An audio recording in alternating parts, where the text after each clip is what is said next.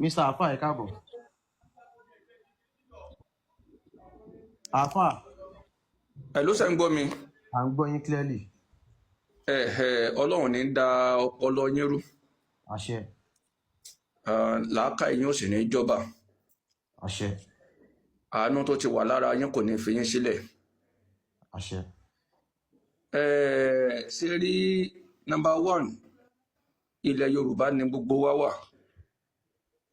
Ọmọ Yorùbá dẹ̀ ni wá. Tèmi ọba ní kẹ́ ẹ já gbójúbò gbogbo ibi tá à ń tọwọ́ bọ̀ yẹn.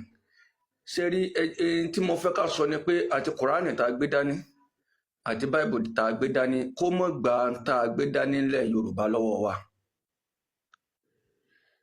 Torí ọ̀pọ̀lọpọ̀ àáfàá tí wọ́n délé nìyí bí àwọn tàná ti ṣe iṣẹ́ wọn nínú Kìrìsìtẹ́nì ni nínú Ìsìláàmù ni bẹ́ẹ̀ kọ́ làwọn tó níyì ń ṣe. Kódà àwọn náà wọ́n jẹ́ káyọ̀ dojúrú débi tó dojúrú dé yìí torí gbogbo ohun tí àwọn èèyàn ń tọ́ bọ̀ nípa ẹ̀sìn Kìrìsìtẹ́nì tí wọ́n lọ tọwọ́ bọ̀ nínú Báíbù gbogbo táwọn èèyàn ń tọwọ́ bọ̀ nípa Àlùkùránì wọ́n tọwọ́ bọ̀ délẹ̀. Àwọn alágídí alákatakítí ẹ̀sìn náà ló sọ àwọn èèyàn débi tí wọ́n lọ ń tọwọ́ bọ̀ ohun tí tó pamọ́ nínú ọ̀rọ̀ Ọlọ́run.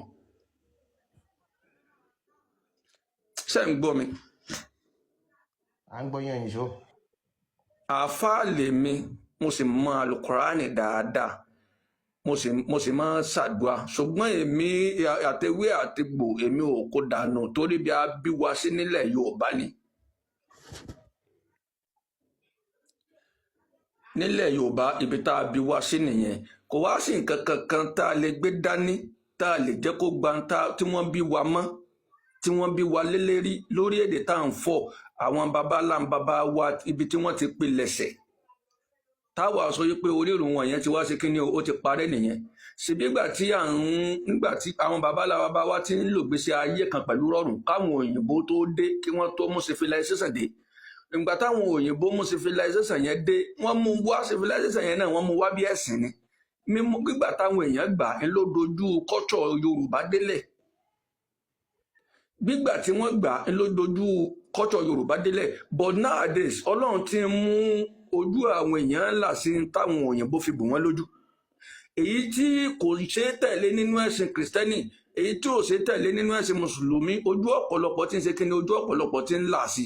Ní tẹ́mi kan fẹ́ sọ ni pé ẹ má jà kó ẹ̀sìn ẹnì kankan dànù bọ̀ títí bá ń bẹ lọ́wọ́ wa tá a mọ̀ wípé ó wúlò ẹ má jà jẹ́ wọ́n gbà dànù lọ́wọ́ wa. Àáfà àṣẹ ti dé So bẹ́ẹ̀.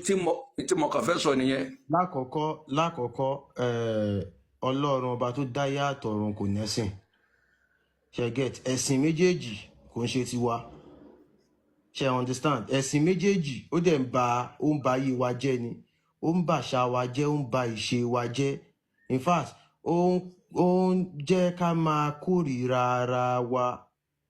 Èyí tẹ́ ẹ sọ yìí, nǹkan tó dáa jù ni pé ká ẹ̀sìn méjèèjì ká trash ẹ̀, ká rọra uphold tó jẹ́ àjogúnbá wa. Now ẹ sọ pé ẹ̀ ń lo ewé àtegbò ẹ̀dẹ̀ tó ń ṣe iṣẹ́ àfà kò ní ìdí pé ẹ̀ ń fi torí mi mọ̀ tẹ́ bá lè fún wa ní Quran kan verse kan nínú Quran ní pé tá a bá lò báyìí bóyá orí ń fọ́ ẹni tẹ́ni ìbá kà ọ́ tá a bá kà sómi fún tá a ní kó mú pé orí yẹn máa lọ yàtọ̀ sí ewé àtegbò. Mo lè fún yín ní mẹ́ta. Ó yẹ fún wa mẹ́ta ká gbé jáde báyìí káwọn èèyàn rí. Ṣé rí tí mo bá kà fún yín tẹ́ bá gbé jáde ṣé mọ̀ yí pé nísìnyí ewé téèyàn bá kàn ní ewé ẹ̀yìn olóbe o kàn lè já lásán kó o fi ṣe nǹkan tó bá fẹ́ ṣàfikún pa nǹkan kan pọ̀ mọ́. Ẹ ṣe sùúrù àwọn orúkọ Ọlọ́run yẹn tá à ń wò nínú Àlùkùránì yẹn téèyàn bá fẹ́ ṣàwó ní bí wọ́n ṣe máa ń ṣà ló fi jẹ́ pé kì í kàn ṣe pé èèyàn kàn máa ka Kùránì sánpọ́nná ó láwọn orúkọ Ọlọ́run míì tó tún máa kìbọnú ẹ̀ ó dẹ̀ lọ́pàá. Àwọn ọ̀pá ń bẹ nínú àdúrà tó yẹ pé téèyàn bá fà á Ọlọ́run ó gbọ́ lójú ẹsẹ̀ ni. Àáfà kẹ́lẹ̀ mọ̀ pé mo mọ bó ṣe ń lọ kí wọ́n tó bímú ọmọ mo tún padà sínú history mo padà àwọn nǹkan. Ẹ jẹ́ kó ṣàlàyé ibi tó fẹ́ fi hàn wá yẹn ẹ má tí ì lọ bọ̀ mí. Ó yẹ fún wa láwọn nǹkan yẹn ẹ fún wa Quran verse. Ṣé rí màwúṣà tẹ́yìnì nínú Quran lọ́wọ́ ó dẹ̀ wà nínú kọ́ídà iná ń pè ní kúlẹ̀ àwùsù bírábìl nas àti kúlẹ̀ àwùsù bírábìl falak méjèèjì yẹn téèyàn bá hàn síbi wàhálà dúdú téèyàn hàn méje rẹ̀ téèyàn wá hàn ọ̀pá sọ́ọ̀tù mọ́lẹ́kù tí wọ́n pè ní àtọ́mùfò báwo yànnà sí sàkákù dà alẹ́ àríyàgò kún fàyẹ̀kún nù téèyàn hàn méje rẹ̀ sí kéèyàn wá rọra fi yọ kínkínní sí ẹni tínú bá ń rún yàn wàlọ́ọ̀hì ó ṣiṣẹ́ fún un. ṣùgbọ́n kìí ṣe pé màá gbé Quran dání màá mọ̀ ká ni wọ́n àwọn tí wọ́n mọ̀ nípa alukuran tí wọ́n mọ̀ ẹ́ rí i pé wọ́n pe kíní kan ní 7 book of Moses nínú 7 book of Moses yẹn kìí ṣe gbogbo àwọn pásítọ̀ ló ní lọ́wọ́ torí àṣírí bí wọ́n ṣe ń lo báìbù gángan kúnú ẹ̀ kò ń ṣe pé mo kàn gbé báìbù dání mò ń kà ẹ́ rí i pé táwọn pásítọ̀ yẹn bá ń ṣàdúrà ó máa ń ní àǹfààní kátà máa ń kà. ms ṣe mọ bẹ ẹ ṣe mọ bí tó sọ yẹn kí ló kọ́ bá sí.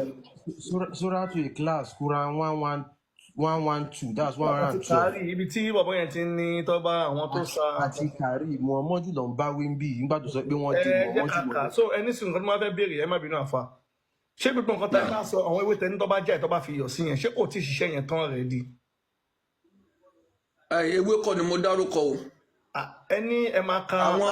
àwọn màúṣà tẹ́ni tí mo dárúkọ pé tí wọ́n bá hàn tí wọ́n hàn ọ̀pá sùràtù mọ́lẹ́kù yẹn sí tí wọ́n bá fọ̀ wọ́n wà bu iyọ̀ kínkínní sí ẹnìyàn wà gbé mu ó ṣiṣẹ́ fún inú rírun kódà kò jẹ́ páyé ní bẹ́ńbẹ́.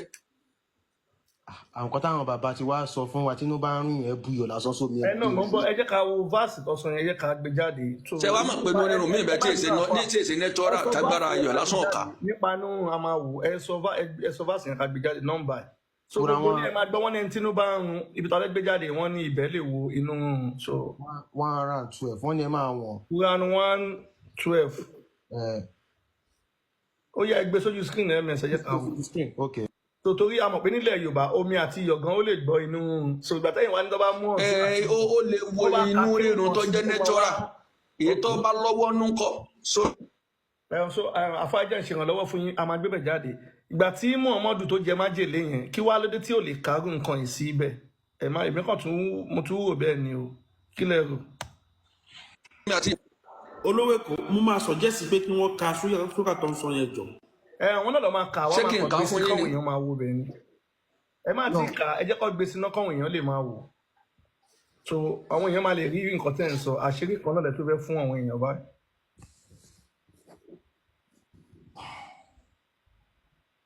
So Kùránì náà ló láṣìírí nìyẹn that's good. Tóyá Ikhlas la fẹ́ ká yìí o. Mẹsẹ̀ jẹ́ káwọn kan lárúbáwá náà ẹ jẹ́ ká mú àfà ó yẹ ká. Ẹ kan lárúbáwá àfà Ikhlas. Qul huwallahu ahad Allahu samad lam yalid wa lam yulad wa lam yakun lahu kufuwan ahad.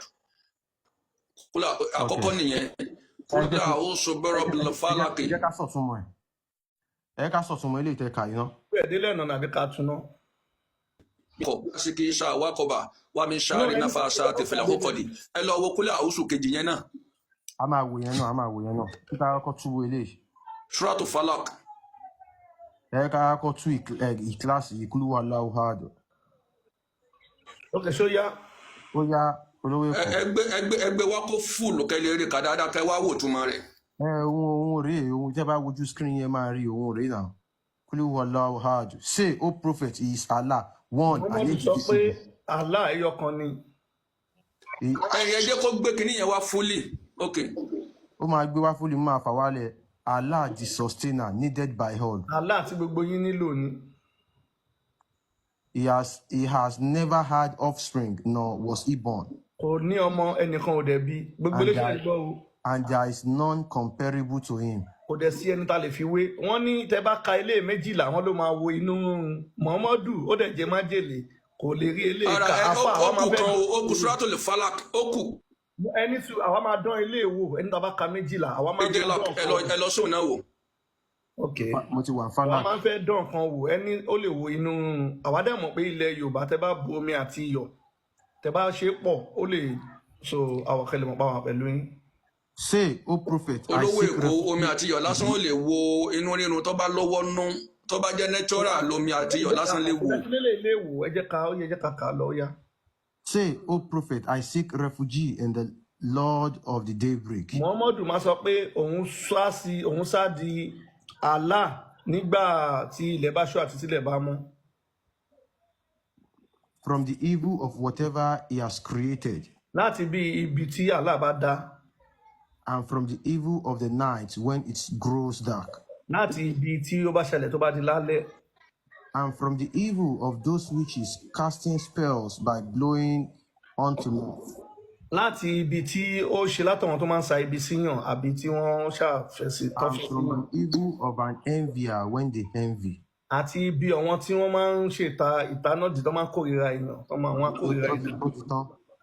So ẹni tá bá ka nǹkan tá túmọ̀ yìí ò báyìí sí o tá bá kọ́ lẹ́ẹ̀mejìlá ọ̀nà méjìlá nǹkan máa ṣẹlẹ̀ o tá bá kà sómi. Ẹ máa gbọ́ ọ̀pá tí mo sọ fún yín yẹn náà máa wà ń bẹ̀ o àtọ́mọ́fò báwo yà ní sí ìsàkákò dálé àríyágò ń fàyà kún nù yóò wà níbẹ̀. Òun ni wọ́n ó papọ̀ máwọn kan yẹn tí wọ́n bá ti ka ọ̀pá yẹn pọ̀ mọ́ wọn ò fi iyọ̀ kínkínní sí i kódà kó jẹ́ pé àjẹ́ kan wà inú rírun yẹn ṣe rí mi ò ọ̀rọ̀ tẹ́ ẹ̀ sọ wà lẹ́ ọ̀rọ̀ tó make sense ni. À ń gbọ́ yín àfa. Torí pé gbogbo ẹ̀nù tí ó sì yá ká dànù. Bàbá má máa parọ́ máwọn ìyá mi o àwọn ìyá mi ò lọ́wọ́ kankan. Nǹkan bẹ nínú àlùkùrán tó jẹ́ wòsàn ó dẹ̀ ń bẹ nínú báìbù náà bó ṣe jẹ́ pé ó wà nílé. kíkọ ní ẹjọ́ sáyẹ ẹ̀kọ́ wa lè tọ́ ní kẹ́kọ̀ọ́ wa lẹ́yìn tí ìṣẹ̀jẹ̀ ẹ̀kọ́ ń lò ká. Torí pé gbogbo oníkálukú lolúwa fún lágbára tiẹ̀ olúwa fún àwa tá a jẹ́ Yorùbá lágbára tiwa. Kí ni ọ̀pá yẹn wá fẹ́ mọ̀ nǹkan tẹ̀ ń sọ? Ọ̀pá tẹ̀ sọ yẹn nínú fásitì olúwa. Kí ni ọ̀pá tá máa ṣàlàyé fún wa ẹjọ́? Ọ̀pá tẹ̀ sọ yẹn nínú fásitì olúwa ká mú jáde. No, àfa àṣà ti ẹni sùúrù náà jẹ́ kó ṣàlàyé fún wa tán náà ẹjọ́. Ẹ̀hún kí ni ọ̀pá tẹ̀ ń sọ ẹ láwọn kásìlì méjìlá ẹ ṣe. Ṣé rí ọ̀pá tírà tí mò ń sọ fún yín yìí ní táwọn afá máa ń lò nínú ilé ni.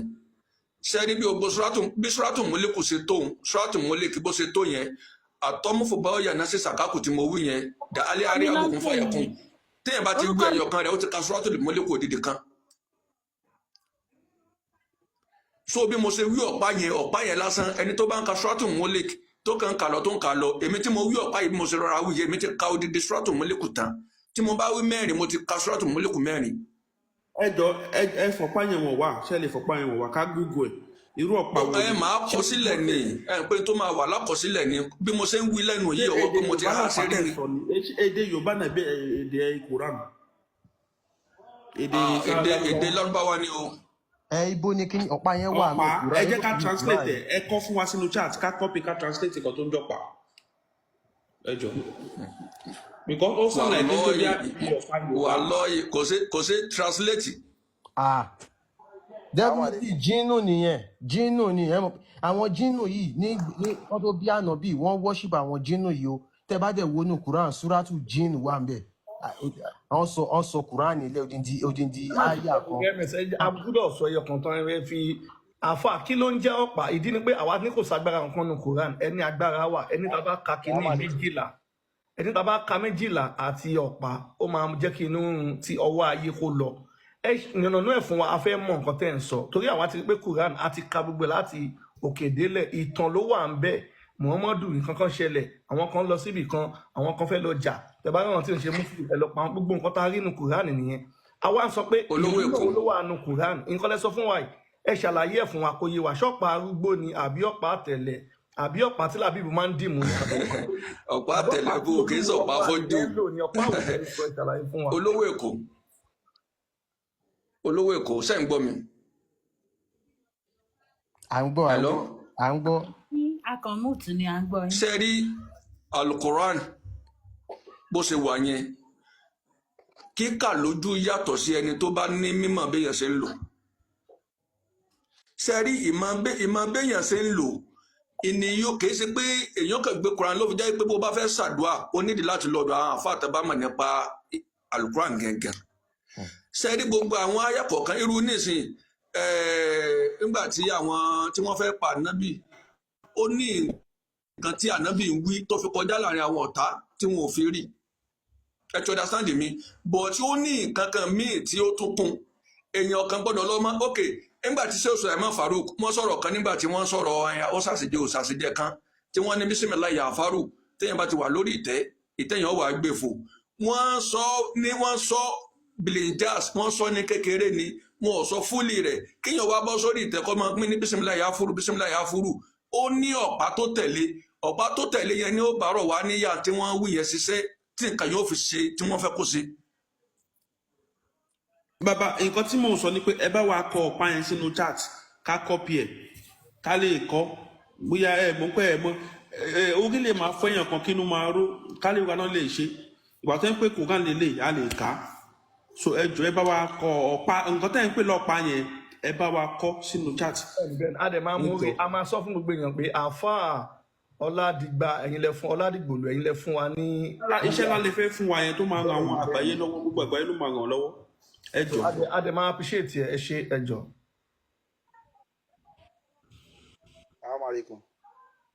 Wa alaikum salam ẹ jọ jẹ́ kó sáré fún wa ní ọ̀pá yẹn ẹ jọ ẹ̀wọ̀n. Kí tó gbàgbé bóyá wọ́n lè fún wa ní ayẹtánú Quran náà.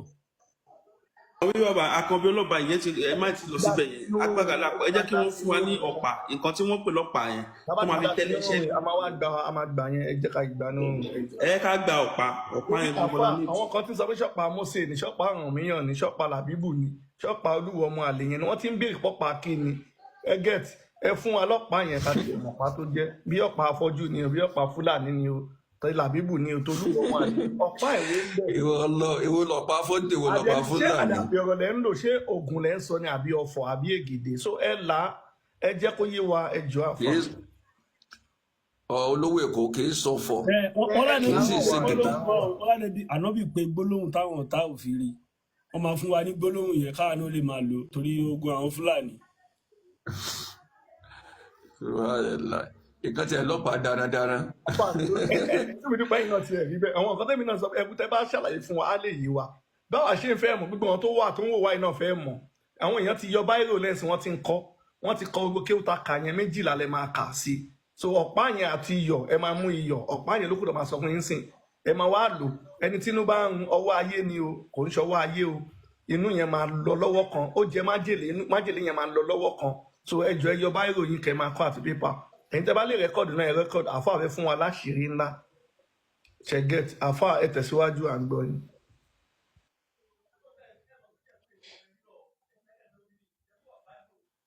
Salamu alaikum. La ilaha illallah. Ẹ kú ètò náà.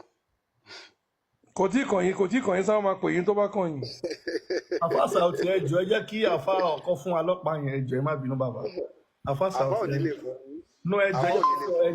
jọ kó fún wa wọn gbọ́dọ̀ ẹ jẹ́ kó ṣiṣẹ́ yẹn láṣẹ pé. àfà Saoty ẹ má bú àfà Dìgbòlú o ẹ fi wọn lẹ ẹ jẹ́ kó fún wa láṣìírí yẹn ẹ jọ. ẹ má bú wọn o. àfà Saoty ẹ jọ no ẹ jọ ẹ ní sùúrù náà. ẹ má bú wọn ẹ má bú wọn. wà nínú wọn jẹ́ kí wọ́n lẹ̀ fún wa báwo. àwọn èèyàn sọ pé Kùránì ju nǹkan tá à ń rò lọ wọn kò bá ń ṣe yèyé náà ṣe yèyé a fẹ́ mọ àwa náà ó lè tó bá wúlò fèmí ń sìn tí bá rí nǹkan yẹn màá tún fọ́wọn ẹlòmíì àti ara wọn àwọn ẹlòmíì lè gba Islam màá máa sọ pé àáfà Ọládìgbòlú ló fún mi ní àṣírí yìí o. ẹ jẹ́ kó sọ pé ṣọ́ lè fún wa àbí wọn ò lè ṣàlàyé mọ́ tó bá ti sọ bẹ́ẹ̀ adé ẹ̀yin máa ṣí máìkì ẹ jọ àfà Saoty. àáfà Ọládìgbòlú ẹ má sọ̀rọ̀ fún wọn lẹ́nu ẹ jọ ẹ ní sùúrù ẹ jẹ́ kó dáhùn ẹ jọ àáfà Ọládìgbòlú. olówó Èkó ọ̀pá yẹn ṣe téèyàn máa ń filẹ̀ kì í ṣe téèyàn máa ń filẹ̀ ní irú bí báyìí. ok ṣé máa lọ fún mi ní DM àbí kí lẹ fẹ́ ṣe. a lè sọ̀rọ̀ lórí ẹ̀ DM no problem ọ̀gbọ́n ṣe irú téèyàn máa sọ bí báyìí. fún mi ní DM sókè mi ń wo DM ọ̀tẹ́ bá pèsè ẹ̀ fún mi máa lọ. gbogbo alájọ wà ń bí ó yẹ ká lè filẹ̀ fún gbogbo wa cheating nìyẹn yín ò dáa. Múlíkà ló ń sọ̀rọ̀ cheating nìyẹn ẹ fún gbogbo wa ń bí kó lè wúlò fún wa. bí mo bá sọ fún yín náà ẹ lè mọ bẹ́ẹ̀ ṣe fẹ́ lò ẹ lè mọ ẹ dẹ̀ ní ìdẹ̀ bíkọ́sẹ̀ ní bìlífù nínú ẹ̀. ẹ sọ fún wa ẹ jọ afẹ́ lò àwọn kan ní pé ṣé ọ̀gbẹ̀rì náà tó ti wà ní Islam ẹ̀rí báyìí ẹ ti wá ń sọ Islam ẹ ti ń jẹ́ kó dàbí pé ẹgbẹ́ òkùnkùn ní Islam ẹ wá ń ṣe ní nǹkan kọ̀kọ̀ torí kò fẹ́ yí wa mọ́ ẹ ti fún wa lọ́wọ́n àyà tá a máa ka 12 ẹ ti sọ iyọ̀ tá a máa lò so nǹkan ọ̀pá yẹn ló kàn kù ń sìn wọ́n ní ṣé Islam ti dẹgbẹ́ òkùnkùn ní pé wọ́n á fi nǹkan pamọ́ fún wa tó yé yín mo ní kẹ́ ọ̀yà ẹ̀kọ́ sílẹ̀ bí mo ṣe ń sọ yìí. Kí lè rán yín létí Saheed Shittu wà ń bí báyìí so bẹ́ẹ̀ ṣe sọ ẹ jẹ́ kí n Saheed Shittu Saheed Shittu ọwọ́ àbí náà ọ̀yà ẹ̀kọ́ sílẹ̀ bí mo ṣe ń sọ yìí. Àtọ́múfò báwo yà ná sí sàkákù dà á lé àríyágò kún fàyà kún nù ẹ̀kọ́ sílẹ̀.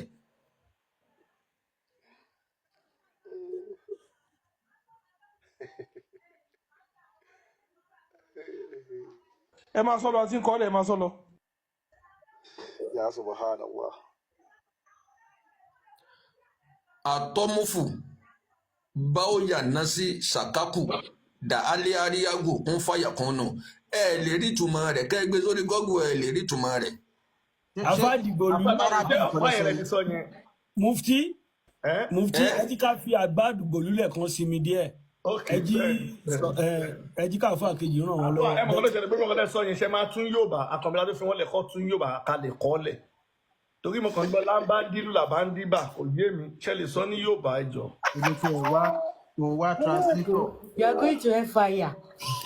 No, gbogbo kí n tàwọn àǹkà wa máa ń tu náà àwọn kan sọ yámbandílù yàbándí kọ́ sọ Yorùbá kalẹ̀ kọ́lẹ̀. Ok, àkànbí nìkan yìí máa mú mi náà ẹ jẹ́ ká dá Sáùtì lóhùn Sáùtì ẹ káàbọ̀. Ẹ kú àtàárọ̀. Yà àwa nìyẹn. Ọba tó ní wá gùn alẹ́ mi. Yà àṣẹ. Àfà Ọládìgbòlù ọlọ́mọba ń kún wọn lọ́wọ́. Àṣẹ. ẹ fèsì wọn rán sí yín ẹ fèsì wọn rán sí yín kò sí kan tó kàn yín pẹ̀lú. Wọ́n fẹ́ kọ́ bá àfa yẹn ni so àfa Sáùtì ẹ sọ wọn nígbà tí wọ́n àti àti pakọ́. àfa Sáùtì ẹni pé ẹni májèlé kọ́ ló pa Muhammadu ẹjọ́ ṣẹ́ lè sọ nǹkan tó pa Muhammadu fún wa. Ẹni sọ̀rọ̀ olówó Èkó àbí. Bẹ́ẹ̀ ni mo wà pẹ̀lú ní bàbá. Ẹ̀ka ìtàn Nábì Muhammad dada. Bẹ́ẹ̀ni bẹ́ẹ̀ni. Ẹjọ́ ṣe lè sọ ọjọ́ tí Ànábì jẹ májèlé àti pé ní májèlé yẹn ìgbà tó jẹ ṣé instantly ló kú ni àbọ́jọ́ kejì àbọ́jọ́ kẹta àbọ́sẹ̀ kan lẹ́yìn ìgbà yẹn. Ok, wọ́n á dá yín lóhùn.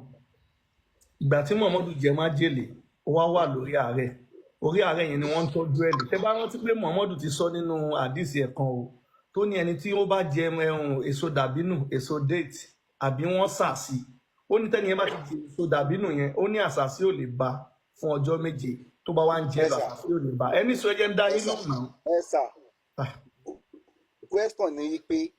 Ẹ mọ máa ok jẹ́ lọ bí question yẹn jẹ́ lọ bí question yẹn ìgbà tí Muhammadu jẹ májèlé ó wà lórí ààrẹ wọ́n dẹ̀ ń tọ́jú ẹ̀ ààrẹ yẹn dẹ̀ ló kú sí májèlé yẹn ló pa màá fún yín lẹ́rìí mi ò kí ń sọ nǹkan kí mo ní gbogbo wọn bá ń sọ mo lẹ́rìí mi lọ́wọ́.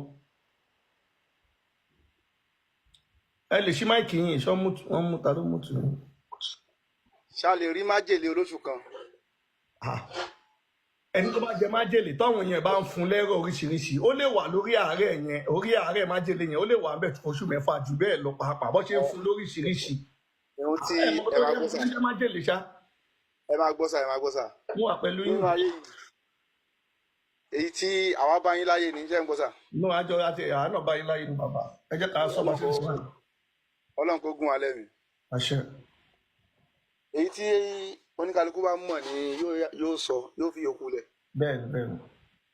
Nípa ọ̀rọ̀ Islam bẹ́ẹ̀ni Islam bá ṣe yéèyàn ní ṣe sọ. Bẹ́ẹ̀ni bàbá. Gbogbo ọ̀rọ̀ tí afáàyìn sọ nípa ọ̀rọ̀ ọ̀pá kan wọ́n ní múvì yẹn kan sọ pé mo rántí múvì kan ọ̀pá kan àwọn olóńgbò ti múvì yẹn. àfà kò kàn yín ẹ má dá síbẹ̀ yẹn.